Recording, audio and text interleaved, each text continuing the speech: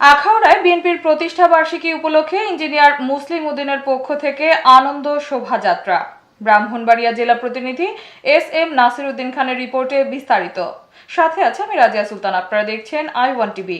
বাংলাদেশ জাতীয়তাবাদী দল বিএনপির ৪৭তম প্রতিষ্ঠা বার্ষিকী উপলক্ষে ব্রাহ্মণবাড়িয়ার আখাউড়া উপজেলা বিএনপির একাংশের উদ্যোগে এক বর্ণাঢ্য আনন্দ শোভাযাত্রার আয়োজন করা হয়। বৃহস্পতিবার বিকেলে এই শোভাযাত্রাটি বের করা হয়।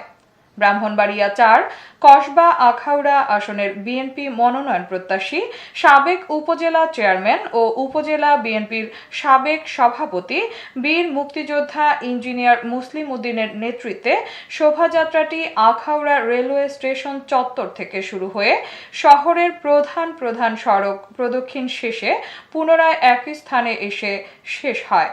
এই সময় উপস্থিত ছিলেন I1 টিভির ব্রাহ্মণবাড়িয়া জেলা প্রতিনিধি সাংবাদিক এস.এম. নাসির উদ্দিন খান।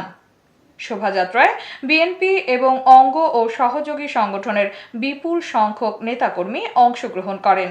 তারা ব্যান্ড পার্টির তালে তালে নেচে গেয়ে উল্লাস প্রকাশ করেন এবং বিএনপির প্রতিষ্ঠাতা শহীদ প্রেসিডেন্ট জিয়াউর রহমান, বিএনপির চেয়ারপারসন বেগম খালেদা জিয়া, ভারপ্রাপ্ত চেয়ারম্যান তারেক রহমান এবং ইঞ্জিনিয়ার মুসলিম উদ্দিন নামে নানা স্লোগান দেন। র্যালি শেষে ইঞ্জিনিয়ার মুসলিম উদ্দিন ভূঁইয়া উপস্থিত সকলের উদ্দেশ্যে বলেন, বিগত সরকারের আমলে বিএনপি সব সময় গণতন্ত্র প্রতিষ্ঠার জন্য লড়াই করে আসছে। বর্তমান সরকারের প্রতি আমাদের অনুরোধ, একটি সুন্দর সুষ্ঠু নির্বাচন দিয়ে জনগণের প্রতিনিধির কাছে ক্ষমতা হস্তান্তর করুন। এতে যারা নির্বাচিত হয়ে ক্ষমতায় আসবে তাদেরকেই আমরা মেনে নেব। এছাড়াও র্যালিতে অংশ নেয়ার সময় সকল নেতাকর্মী ও সমর্থকদের প্রতি ধন্যবাদ ও কৃতজ্ঞতা জানান তিনি।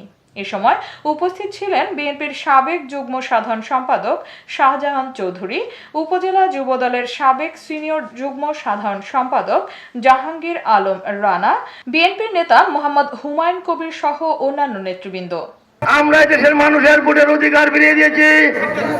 আমরা যেন এই তত্ত্বাবধায়ক সরকার অচিরে একটা সুষ্ঠু নির্বাচন দিয়ে এই দেশের মানুষের কাছে তার গণতন্ত্র ফিরিয়ে দেন। এই দেশের মানুষ যেন তাদের নেতা নির্বাচিত করতে পারেন এবং যে নেতৃত্বে আসে তাকে আমরা সাদরে গ্রহণ করব। এতক্ষণ সঙ্গে থাকার জন্য ধন্যবাদ। I1 টিভি নিয়মিত আপডেট পেতে ভিজিট করুন আমাদের ওয়েবসাইট, ফেসবুক, ইনস্টাগ্রাম ও ইউটিউব চ্যানেলে।